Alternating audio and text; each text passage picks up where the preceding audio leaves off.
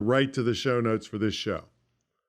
Another thing having good guests can do is grow your show faster, especially if you have nice and ethical guests who promise to promote their episode to their social media and their email list. And they actually do it. See, many say they will and then conveniently forget to do it or only half-heartedly do it.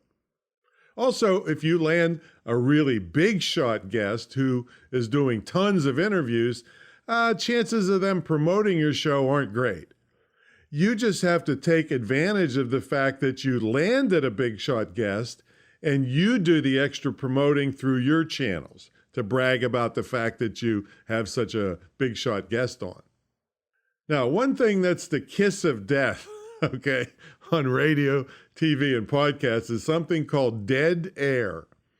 That's when nothing is being broadcast. All right, so and sure, you can edit this out in a pre-recorded podcast, but I can assure you that if you are a pretty good interviewer and you end up with lots of dead air to edit out, guess what? You didn't have a very good guest, all right?